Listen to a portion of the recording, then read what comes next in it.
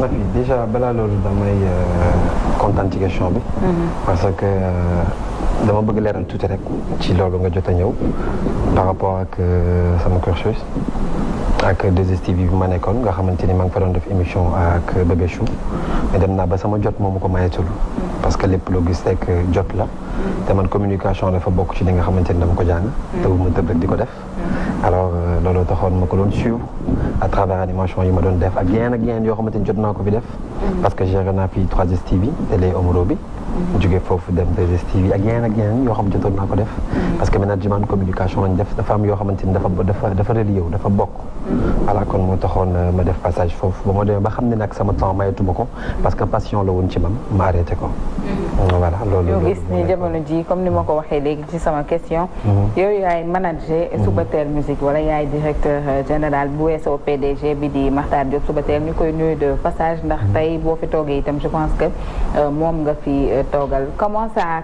s'est passé da nga tëb rek moom wala da nga jékki-jékki mu xam ne da nga ci am ay notion wala dafa soxla ñenn ci say élément jëlaale la comment ça s'est passé déjà maa ngi koy nuyu moom Matar di suma mag di sunu kilifa di nit ku baax maa ngi koy nuyu bu baax di nuyu sunu beneen grand boo xamante ni moom ci kilifa yi la bokk ñu Badara Gadiaga maa ngi koy ñaanal jàmm ak équipe bi yëpp déjà ku xam Matar xam ko ci Subatel xam ko ci événementiel moom ak sunu grand Badara moom nag doxal na ba nga xamante ni jotam mayetu ko parce que dafa am Subatel agence mi nga xamante ni moo ëmb Subatel yëpp ñoom foofu la ñu nekk léegi nag man mi rakkam mu woo ma maag sama équipe best ñëpp dénk ma Subatel musique Subatel musique man maa ko géré Subatel agence yi ak Subatel musique dafa am différence man maay directeur général de Subatel musique voilà alors comment ça se passe le boulot parce que nag ñëw ngeen nag def buzz bi gi ñu naan Subatel musique fu ñu tourné gis leen ngeen def ay petit groupe ñu gis ngeen récupérer pratiquement artistes yi nga xamante ni ñoom ñooy def le buzz jamono ji ñu toll ko ci mel ni Sidi Bastion Ibro Nadio ak yeneen ñi nga xamante ni xëy na sénégalais xamaguñ leen yooyu noonu yëpp est-ce que xaarandi woon ngeen ko bi ngeen di lancer label bi war na fi loolu yëpp liggéey la xam nga dañuy faral di wax Sénégal dañuy jékki saa yi nekk ak artiste ñu ne artiste bi fay na artiste du fay staff mooy fay artiste ña doon way fii di toj ba tey boo demee seen i baat ba tey dara jot ko boo leen joxaatee micro ñu woyal la ko nu ko dàq sax nañu koy woyee yére yi ñu daan sol tey la gën a rafet tey la opportunité yi gën a bëri encadrement dafa baax tey Subatel mi ngi ak Sidi Diop Bastion Ibro Sidika ak The Best Family ak Jeyla ñeneen ak ñeneen ñoo xamante ni ñu ngi ñëw alors tey dafa am loo xamante ni mooy plan de travail stratégie de com dafa am liggéey dafa am yoon stratégie yooyu ñu teg nag moo tax tey lii am ñuy liggéey ñoom ñëpp ñu nominé leen ñuy génne muy def it ñuy liggéey Sénégalais di ci bàyyi xel ndax gis nga Sénégalais seen nopp ñoo ko moom lu ci neex rek dañu koy déglu alors liggéey kese la liggéey tong la yaa ngi wax stratégie de com nit ñi nag nee nañ seen stratégie de com yooyu parfois da ngeen di faral di tomber dans vos propres pièges parce que ci stratégie yooyu sénégalais yi nee nañu yéen a taal seen propre bombe ca biir soirée Sidi Diop bi doon am samedi dernier yéen a génn victimisé wu et qu'après yéen la sénégalais yi démasqué xam naa loolu sax bigi dina ci gën a xuus ndax am na ci ay information peut-être yu ma amul lan nga mën a indi ci leeral ci coowal bombe bi ak naka la demee parce que nag ba tey dégguñu kenn taxaw wax est-ce que mën nga ñëwaat ci temps fooru waaw mais Omaro xam nga boppam la waxal mais ba tey dégguñu waaw gis naa la fa de gis naa fa jékki gis naa fa léegi est-ce que mën nga ñu xamal yëf yi pour ña nekkuloon ci soirée ba naka la demee comme c'est une première fois que vous parlez exclusivité bon léegi daal Nafi déjà lu ma mën a wax ci loolu mooy dafa am loo xamante ni dafa dangereux sax nit di ko wax parce que ki nga xamante ni dafa jël ay soirée événement am def ko investir ci ay millions def communication bu doy li mu ci doon séntu mooy soirée ba fees moom réussite mu am ba pare nga ne yow yaa tourné waat nga saboté ko loolu yenn wul maanaam mais naka la yëf yi demee balaa ñoo ñëw foofu yéen da ngeen soirée ba 2 heures parce que yëf yi commencé woon na ba jax non xam nga am na loo xamante ni kenn du ko gis dana koy sentir loolu ñu ko ñëpp sentiré dana la ko ñëpp sentiré mais yéen lan moo leen wax ni bombe à gaz la mais parce que dañ ko sentir ñëpp daw génn ful bi yëpp. ban heure la ban heure ngeen. sentir loolu non heure exacte bi mënu ma ko wax parce que jàpp ma ko. mais commencé woon na daal ba mu plein. non si commencé woon na ba troisième morceau su ma jumul. ci troisième morceau bi salle bi feesoon na dell salle bi feesoon na dell foofu de fekk nañu def guichet fermé déjà. fekkoon nañu def guichet fermé alors ci lañ ko commencé sentir mais Nafi. dama bëgg déjà ñu balaa may xusaat ci loolu bu fekkee mën nañ ma tegal audio bi. ñu génneel ma ko. audio bi ñuy waxee ni waaw. et puis buñ ko génnee bi ñu zoom ko. Sénégal ñi fi yorul numéro Matar Diop Subatel bëriwul. ñu def DG Subatel. Matar ça fait plus de 2 ans Karambut moo nekk ci. 4 ans sax. plus de 4 ans. ñu ko xam dëgg nañ dem xool. xam nga dafa am loo xamante ni vraiment nit ku nekk war na ko di jommal boppam. tey am na lu ñaaw loo xam ne am na dafa. xaaral ñu déglu audio bi ñëwaat. pour mu gën a leeral nañu ko déglu.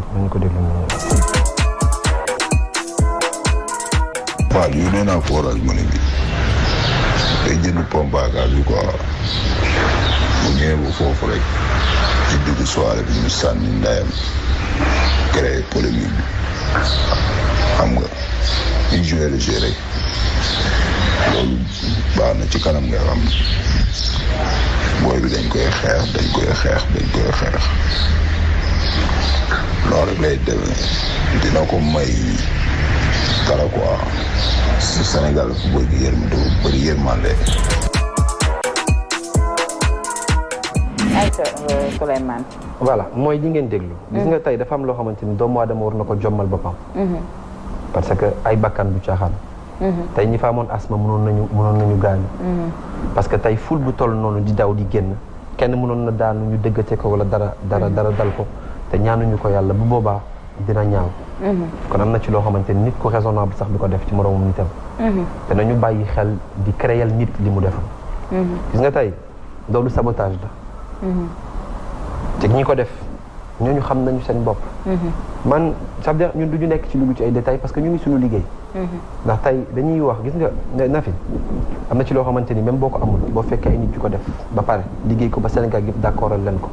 dañu war a nangu seen i jëf. Makhtar Diop tey ci Sénégal ba mu daj. Sénégal fii ban promoteur moo def événement yi mag yi mu def kooku xam na lan mooy événement. nit ñi nekk nga xamante ni ci ay xale lañ nekk ci ginnaawam mu ñuy tette di ñu won yoon dinañu wax lan mooy liggéey ak nan lañ ko war a jaaralee. ñun aussi à travers suñu stratégie yu ndaw yu ñu am ak suñu qualité yi nga xamante ni moom moo nekk ci ñun mayuñu ñuy def yenn affaire yu mel noonu. alors loolu def nañu ko. Sénégal yëpp gis nañu ko mais jàll nañ ko ñu ngi suñuy liggéey. c'est tout kon daal yéen da ngeen jàpp ne audio bi ñu dégloondoo léegi nit ñi ne Matar la du Matar. non mais loolu. nañu ko nit a ko def yónnee ko Matar ñuy discuter entre ñoom parce que audio bi tamit boo xoolee descriptif bi moo di. que ni dafa am koo xam ni il s'agit de trucs complotistes yu ngeen doon def pour mën a def seen buzz soirée coow li commencé ñu ne sànni nañ fa lacrymogène ñii naan missile ñii naan lu nekk lañ fa sànni audio bi di gën a confirmer peut-être entre guillemets li nga xamante ni nit ñi dañ leen di accuser que ni yéen a def li nga xamante ni moo di lii di stratégie de com bad buzz c'est du buzz mais aussi il faut qu'on sache que yéen a ngi weddi ne que audio bi c'est carrément pas Matar Subatel moom la doon wax ak nit ki doon insister à ce que moom mu ne da doon waxtaan ak Matar lii la ko proposé moom mu ne ko nii naa koy defee buñ ko defee nii buzz bi dina yokk lii laa te boo xoolee bu baax a baax yéen nee ngeen audio bi authentique. xam nga Biggi dama lay wax dara. ayca ñun du ñu séparé wu. dëgg la H24 ñu ngay nekk ensemble. lu ñuy nekk chaque jour. mesure barrière kay doo leen ko respecté lu ñu koy lan lañu ci audio. ñun on est tout le temps ensemble. chaque jour ñu ngi nekk suñu biir. loo xamante ne ñun suñu kër yi ñun ñëpp ñoo bokk fu ñu dëkk. kon lan la ñuy audio wante ba pare loo message ba pare loo ci audio encore gis nga Sénégalais yi ils ont compris ah demal nga xool commentaire yi. Sénégalais ils ont compris am na lii nii xale yu ndaw yi. sax mën nañu ko lire commentaire yi. non ça veut dire les Sénégalais ils sont conscients. tey am na ci loo xamante ni gis nga da ngay dem xool date bi depuis audio boo xamante ni bañ ko créé dañoo jum ci date bi xam naa dañu koo fàtte le 16 août lañ def. ok xam nga tey am na yu bëri am na expert bu ci wax déjà. am na koo xamante ni génne na. kon yëf yi dem na bañ dugal ci loxoy expert. bien sûr parce que sénégalais yi aussi mënoo leen nax xam nga kenn ku xamul. nga def lu mel ni mën na jàpp ni ñi ñoo ko def ba pare saboté waat seen bis. non ñun on fait pas ça veut dire dundu buzz boobu non. ok ñun lu ñuy def c'est réel. dëgg voilà c'est réel. man dama bëgg revenir en arrière un tout petit peu. allez-y. coowal soirée bi muy commencé dañoo gis benn vidéo boo xamante ni. daanaka coow li ci yow la tàmbalee nag. dawoo dara de vidéo bi ñu monté Sidi vêtu en noir Wally en noir ñu monté ko ne faw jël am. loolu noo ko mën a expliquer balaa ñoo ñëw tuuti ci soirée bi damay daal di tëb tuuti rek arrière doo ko dugg si waat ci kii bi. mooy lan noonu. donc vidéo bi ñu doon publier disant que faw jël am coow li bari ñoom Sora Alé Ndiaye yow Jules Teranga nga jiite ko convoi bi Matar Subatel vidéo yi ñu koy dugal statut et cetera coow loolu noonu nan nga ko jàngatee. comme yow jàng nga communication. d'accord léegi dama lay poser benn question. vas-y faw jël am. waaw kan moo ko moom. kenn moomu ko mais bu ñaar du bëre moom faw jël la. léegi d'accord léegi xam nga Sénégal tey. yow mu yor sa xel. di xalaat soo ne lii dafa jaune. bu la neexee ngeen dafa rouge te ñëpp xam nañ dafa jaune. yow boo solee lu weex su ma neexee sol lu weex. xam nga tey il faut que ñu bàyyi xel leen. communication yooyu noonu dafa ci bokk. te gis nga tey te gis nga tey lu ñu mën ci wax dañu war a d'accord leen na fi. Subatel dafa neexal ak showbiz. tey artistes yëpp ñu ngi ci gis seen bopp. gis nga lii tey. showbiz bi dafa fayoon gis nga tey non il faut le dire. tey lii nii dafa tax ku ci ne yaa ngi gis sa bopp. tey léegi nga gis keneen ku jógee fële def leneen affaire yi neex. est-ce que comprendre nga mais il faut que les gens comprennent que ni affaire yi foofu la nekk. nekkul fi ko gars yi di yóbbu. gis nga tey ba pare gis nga manager une personne c'est de savoir diriger c'est-à-dire nit ki bu fekkee mënoo ko diriger mënoo ko wutal plan de travail bu koy jaay non soxlawul kon ngay liggéey ak moom. parce que ku yor sa non sunu artistes yi luy jaay ñu ngi jar. ah si mais nit ñi nag nee nañu Sidi moom dafa am problème mu physique. problème mu. physique Sidi ma woon. ah Sidi ma woon. Sidi ma woon kon ki ko yoroon baaxul. non j'ai jamais dit ça. non ki ko yoroon baaxul. non. Sidi daal nee nañ si mi yow nee nañ Biggi dama bëgg nga déglu ma wala ñaari baat après nga ñëw xaaral. non xaaral ñaari baat après nga ñëw xaaral yow yaa may ko Biggi dama lay xool dama bëgg xamal ñaari baat ci man. xool baax déglu baax li ma lay wax. man du ma doomu aadama buy wax ci ak lu man njagal wala non kooku du man. dëgg la su ma doon man du ma saltel liggéeyu jàmbur. nga professionnel du def loolu. gis nga ñi ko yoroon liggéey nañ ñu war a liggéey ba fon ko war a mën a yemale. yàlla neen fii ngeen di yem. adduna noonu la. gis nga nit doo sekk ak doomu aadama lu rafet. da ngay ngeen sekk ak doomu aadama ànd. mu xëy bis rek nga ñaawal ko. da ngay xalaat benn bis bi nga xamante ni dund ngeen ko lu rafet. gis nga lu ñaaw nit ku baax du ko wax. waaye waa Jules loolu yëpp dëgg la chemise coton yi ngay sol lu tax doo ko solal Sidi chemise soie yi nga koy solal pour lan la. xam nga Nafi Sidi star la. teel sol yi ngay sol nii de ko solal nag Ibro star la yi ngay sol nii de ko solal nag man moom dañ maa wax rek dama ni kenn Souleymane laay invité mu ne ma barki Serigne Touba ne ma laajal ma Jules lan moo tax muy solal Sidi chemise soie yi te bañ ko solal li muy sol moom chemise bi mu sol dafa rafet na non dafa tàng de dafa tàng de waaw te yi ngay sol nii nga daan solal ma moom nga daan solal ma Ndiaye solal Sidi yi ngay sol Sidi li mu sol dafa rafet Sénégal yëpp dañ ko coow bàyyi leen ci wax de Sidi man dañ maa yónni rek moo tax may jottali xam nga sànq bi ngay tàmbali li waral ma ne peut-être di nga ne ñi ngi ko yoroon a baaxul ndax da nga ne Sidi dafa am changement maanaam level am dafa yéeg bu njëkkaan selon toi ni mu meloon dafa xaw a arriéré ak léegi parce que non looloo am fokk mu leer voilà loolu léegi loolu yow gis nga ko wala gisoo ko kaay upgrade bi bu amee non attends dama ne upgrade bu amee da nga ne kon donc avant maintenant moo gën a mieux que avant te yow bi ngay commencé da nga ne artiste du fay manager mooy fay artiste management bu bon mooy fay carrière artiste ndax artiste ba tey baatam mi ngi fi moo waral ma ne la kon ñu ko yoroon a baaxul ndax kat boo ne déet yow yaa ko wax de non mais léegi bu ñu nañu romb loolu non yow xam naa ne dawoo dara nag danga fi ñëw pour expliquer maintenant léegi na fi damay ñëwaat ci point bi nga xamante ni moom la kii di wax gis nga si di c'est-à-dire tey dafa nekk xale boo xamante ni tëbul tëb rek nekk fii mu nekk parce que am na loo xamante ni ñun ñëpp dañu ko fekkee. ñu daa fait du chemin. du chemin. loolu nangul nañ ko. voilà tey loolu il faut que ñu accepter. te xale la. te mi ngi ci ay loxo. te mi ngi liggéey mais tey ci seen label boobu Sidi toog na fii ci fauteuil bi nga toog nii ne moom mooy leader bi. te ñeneen ñi nangul nañ ko. ki nga xamante ni moom moo di Bass d'aucuns disent que xëy na moom sax moo gën a nekk leader Sidi parce que lu mu génnee it la. parce que yàlla dogal na lu mu génnee it la. macha allah macha allah Ibro Naajo gis nañu ni muy drainer du monde ca banlieue bi ak fi nga xamante ni fa lay tëgg macha allah xaw ma lu dul dugg ak saw wante seen label bi maintenant ci yooyu noonu yëpp mu nekkee peut-être ñetti kuy est-ce que mën nañu bokk benn mbalka parce que d'aucuns disent quand même que commencé nañu am ay tiraillement di yàq kooka def ay yëf est-ce que mën nga indi ci loolu ay leeral tamit. na fi loolu lenn kese la ci wax. c'est des frères. ñooñu dañu bëggante seen biir. ñooy nekk chaque jour. dama lay wax man ma waxaat rek du ma wax lu dul dëgg ñooy nekk chaque jour. ba ci démb moo ci mujj muy Ibro muy Bass muy Sidi Ka. ñooy nekk chaque jour. ñun chaque jour dañuy daje dañuy gisante dañuy waxtaan dañuy kaf dañuy reetaan. alors nañu bàyyi loolu. invité nañ fii nag ba Mandiaye Seck barki démb ba rendez-vous. waaw Mandiaye ne seen label bi labelu anniversaire kat la. da ngeen moytu suukar si balaa ngeen di jabet. yekk label bi musiba jàpp na ne sax du label studio la. wax nañu itam ci seen diggante yéen ñaar. mu ne moom daal ci Baye Zale la gën a gis boppam. est-ce que mën nga ñëwaat ci accusation yooyu nga xamante ni def nañ leen ko la citation directe yi mu leen def. mu def ko mooy pompe à gaz bi. waaw ba pare taxaw défendre frère am nag jàpp ni. da ngeen ko tooñ ni li ngeen ko jiñ def ko seetaan nga sorti Mandiaye. seetaan naa yëpp. seetaan naa yëpp. mais na fi man ak Mandiaye dañoo ànd dem Kër Matar Diop. garki démb lañ doon seetaan vidéo yi ci Kër Matar yëpp caméra la xam nga loolu. waaw. dañu ànd dem Kër Matar ñu yëkkati ay yére ay dàll may yëkkati xaalis ma ñu jamono yooyu ñu ngi tëgg baara mundi tous les dimanches. jamonoy sumbulu. barki démb lañ ko doon xool gis nga Sénégal. la ñu nekk nañu xalaat bu baax balaa ñoo wax. gis nga Matar pour war na ni nekkoo ci détail yooyu tey peut-être noonu lañ génne vidéo yooyu. mais moom du ko def. xanaa waxoo leen ko Omaro. yaa ngi dégg parce que tey na fi dañu war a bàyyi xel lenn Matar ñëpp la fi nekkal. wallahi ci culture bi ñu nekk dañ ko rendre hommage. ndax amul kenn ku ci am sa événement ñëw ci moom waxoo ko mu tànkam lu la. mi ngi ciy jàppale ñëpp ci lu mu mën a. il sait pas dire non. Mandiaye yow la waxal nag loo ci gis. te ah.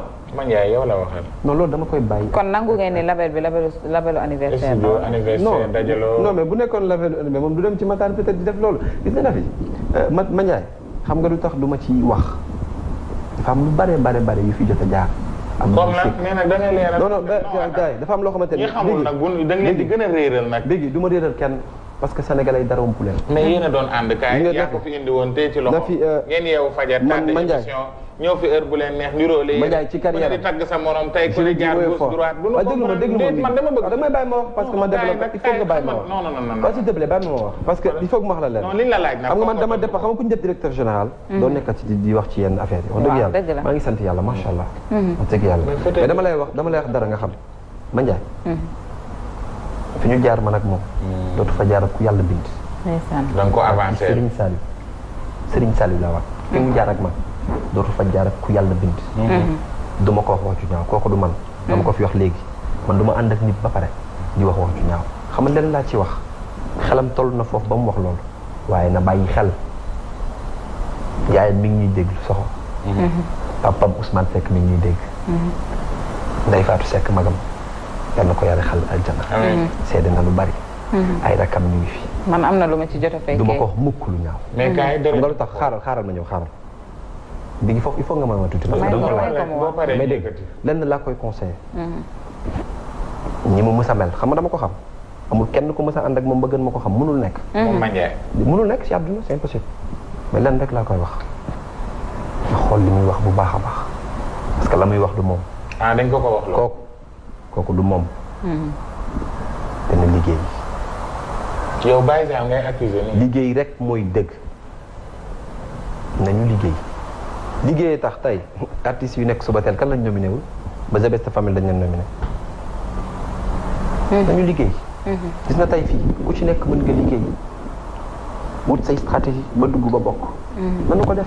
mais est-ce que sa digganteeg Mandiaye itam Jules foog ñu def ci tuuti taxaw seetlu ndax nag Mandiaye def na sorti yu bëri wax ay affaire bombe Mandiaye xolam jóg mu génn wax nga ne Mandiaye liggéeyul manager am bi liggéeyulu ko avancé wul dafa reculer j'ai rien compris Souleymane. yaa ngi dégg. Mandiaye génn na wax na ay sorties yu bari bi ci njëkk suñu émission la woon rendez-vous wax na ni moom dafa xëy rek nga dem fa nga xamante ni moom moo di Subatel tàggu woo ko waxoo ko xëy woo ko ne ko mënatuma la manager parce que dama am yeneen engagement mu nekk lu ko metti la nga xamante ni toog na suñu plateau jooy ko fa barki démb bi mu ñëwaatee bi ñu ko waxee ci échange de manager bi maanaam yow nga dem ci Sidi moom mu dem ci Baye Zal ñëw échange de manager boobu laa bëgg nga taxaw Nafi man je suis pas le manager de Sidi waaw non Sidi son manager c'est Jekki. mais duñ décider d'arrêter doo ko romb directeur u label. waaw kenn day décider d'arrêter di ma romb. waaw dëgg la ci yooyu la rek waaw non non affaire boobu la rek management général dama bëgg loolu mu leer quoi moom nekkul ci label Jekki mooy manager u Sidi Diop. moom nekkul ci label. buy def dara Baye Zal moo koy décider. yéen ñaar yow ak Baye Zal yéen a bokk poñ. parce que moom buy def dara dañ koy annoncé. léegi moom est-ce que du xolam non man maa doon may ma bi loolu duma ci ñëw.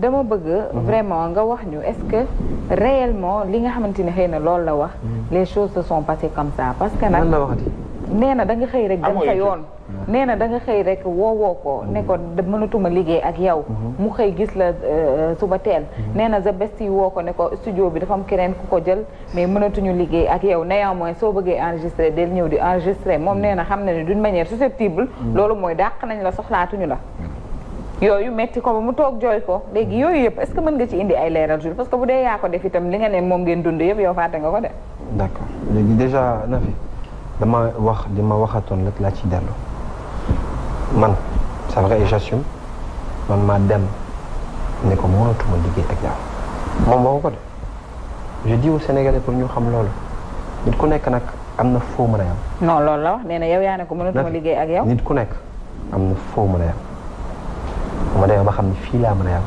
dama ko wax ne ko fii laa mën a yam yàgg nga yem fii kan ñu woo leen nag rapport non Souleymane nag man ak yow wax waaw dama ne yàgg nga yem fi nga yem ñu woo la Ousmane woo la kaay nga toog wala seen nit ñu baax woo leen wala sumbulu woo leen toog leen ma toog jubóole leen ngeen àndaat jug dem leen rek dañ laa wan leneen nag wax dëgg yàlla Jules du dëgg dañuy waxtaan rek xam nga nag man sama xarit nga waaye bul wax loolu waaw mais sama xarit nga mais bëgg naa ñuy waxante neel gis naa leneen dem naa mais fii laa mën a yem moom yàgg nga yem fenn ñu jéggi la foofu ne la taalal xam nga tey musiciens yëpp yu nekk Sénégal ay ambassadeur lañ ñu suñu ambassadeur de culture bi sax des fois dañ koy yóbbu fu nekk dañ leen war a respecté te ñoom aussi ñoo respecté seen bopp ñu jël liggéey ñu def ko arme de guerre ku ci nekk ca la nga nekk nga góorgóorlu ci ba pare nga bañ a juddu pour nekk au second ni da nga war a ci loo nekk boo ci mënul jël pay non xarul ba da nga jege pay bi lool ku ci nekk na nga gëm sa bopp mooy xam ni fii li yàlla di may ku ne la koy may yàlla xeebul kenn ñëpp la sàkk ba pare yemale leen te ñun ay xale lañ kenn xamul ëllëg lu ñuy doon dañu gëm suñu bopp waaye dañuy wax ay kaddu yu rafet suñuy diggante ak suñuy nawle parce que àdduna tey dafa am waaye suba dafa am wallahi azim tey wax naa la ak lu mu Mandiaye lu ngeen tuntu wax àdduna du dem ba ma xalab ko wax ko lu ñaaw benn conseil rek laa ko jox ma ni ko ci lépp lu muy wax na ko leer wala na doon waxu personnel am parce que nee naa la Matar Diop Subatel laa wax di lu baax li ma ak moom ñoo fa ànd di tëgg baaramundi dem ne ko grand dañoo soxla jàppal waxtaan ak moom ba Mandiaye Seck jooy déglu bu baax li ma lay wax mu yërëm ñu ne dañ ñuy jàppale déglu bu baax li ma lay wax yëkkati xaalis may ñu yëkkati ay yëre boppam yi muy sol may ñu jàppale ñu ko ba pare def ko benn dimanche def ko ñaari dimanche te ñu ngi temps yooyu ñu ngi joué kon defal na ko acte bu rafet ci benn bis nañuy bàyyi xel jëf yu mel noonu Matar Diop kenn mënu ko tuutal il a fait ses preuves gis nga les chiffres ne mentent pas nañ dugg ci internet bi ñu xool ak leneen Subatel ba mu fi ñëwee tey yàggul liggéey tax ñu leen di dégg liggéey tax lu ñu gën leen di bàyyi xel liggéey boobu nañu ko accepté bu kenn copier nañ jéem a xool ñoom tamit seen côté lu ñu mën ñu def ko yàlla moo fi nekk te mën naa jàppale ñëpp gis nga man loolu rek laa am pour wax gis nga fii ñu nekk koo fi gis mu nekk fi dafa liggéey moo ko fi yeggale déedéet copier baaxul da ngay jéem a xool li nga mën a def nga def ko bàyyi yàlla suñu borom mu yeggal la ci des loolu laa moom pour wax luy web bi xëyee tey web bi yéen la xëyee ñoom mooy coowal Omaro bi rek bi ci kaw tali bi borom bakken bi Omaro génn na nee na day reeri kër Wally te Omaro kaay nag Souleymane gis nga fii dañ fi toog nag pour waxtaan comme yow da nga teewal sa label ndax bu Omar di génn di wax yow yaa ngi ci wetam jékkee ngi ci wetam Sibéeru Fay mi ngi ci wetam ak ñeneen ñi leen wër mais bi muy joxe nataal maanaam dañi ñi nga xam ne dañoo nekk fii ci Almadies di jouer ñun ñoo ngi fii ci Almadies di jouer te maanaam sorewuñu ñu ñaar te boo xoolee ñi doon jouer biir Almadies moo nekk Wally Seck ak moom Sidi Diop te laata soirée bi doon ngeen def seen benn slogan faw jël la am influenceurs yi ku ci nekk di ci dugg coow li dem ba ëpp leen doole tout le monde s'attendait à ça coow li commencé na nee nga wax booy génn ci gémmiñ dafay fekk mu rafet mais boo demee ba nit ñu jaral ko mu defal ko émission d'audience barki démb boo Ndiaye Omaro toog waxtaan expliquer justifié wu ça veut dire que y a eu problème ci loolu nga bëggoon ma ñëw. yow laa koy laaj yow directeur label. merci beaucoup Omaro kenn wax loo ko. moom kenn ma bëgg nga bàyyi xel bu baax. fii lu fi waay génn def yaa ko def. yow sa de ton propre gré. de ton propre gré. du Maxtaar moo la ko def loo. du Jules moo la ko def loo. du keneen du keneen du keneen. yaa nga borom. waaw mais ba Omaro di wax ngeen borom dëj bu ne mën naa jooy dëjëm. dañ comprendre. Omaro moom moo génn wax keroog. ba muy wax ñun ñu ngi taxaw. muy wax ñu taxaw ñu taxaw. Omaro bu dul dara suñu frère la. mais bu dee moom day génn déglul bu baax maax la. dàmminam nga dégg mu wax. génn na wax moo génn waxaat loolu ça concerne Omaro. mais sa jëmm laa gis mu taxaw. waaw maa ngi woon seetaan taxaw. waaw léegi mais nag il ne dit rien constant. yéen a nga toog wër Omaro muy wax ngeen naan. mu lim leen ku ne diw nga ne président lii loo laa. ku ne wax. mais ba tey waxloo leen ko daal. dama ne la Omaro moo jël ay propres responsabilités mu wax. da nga ko dégager responsabilité pour mu wax ci. wax ñu bi ci toog mais Omaro mu tam seetaan naa ngeen sorti moom ci 2STV. ça n'engage que lui. ah. ba mel ni foofu rataxatu. foofu rataxatu. fan rataxatu yëf yi njàm na de. bàyyi sa caaxaan yooyu ñun du ñaaw ak kenn. kaay nga ne fan la rataxatu. dama kii def may xaw ma lu mu wax. fii wóoratul. fan rataxatu. fi ne nii seen diggante njàmpe na de. non ñëpp ah non Omaro nag vraiment. génn na nag amul benn diggante bu ñagas non. wax ji bëri na fi mu ne nii daal Omaro lu ne mu ne teg na ci bakkanam daal fi mu ne nii. ah waaw ñu gis beneen actualité boo xamante ni ba tey ci biir coow bi nga xamante ni moom la soirée Sidi Diop bi indi fële ca avenue des Almadies maanaam route des Almadies bi. sécurité bi génn coow li commencé tingoomante bi Ibro Naajo. ñëw saafonte ak ki nga xam ne moo di Sidi Diop saaga yi di traversé ku nekk di déglu sa nopp di romb site yi xëy bind ko titré ko Ketchup daal di koy dugal ci snabam loolu moom nu mu tudd. mais c'est des frères. c'est des frères insultés. xam nga lu laal ki la jege. dalay laalaale. waaw loolu daf ko métti loo ko moom rek ànd koog moom. loolu ñëpp gis nañ ko c'est des frères comme ni ma la ko waxee. dañu bëggante nag lu dagg morom balee fekki mooy actualité bii di Seneweb TV. Bambaly Seck barki Dembo Ndiaye ba mu génnee dafa dañ ko tàllal micro mu wax ci Sidi Diop wax ci ni mu gisee li nga xamante ni moom yéen da ngeen a entre guillemets accusé kii di Wally Seck.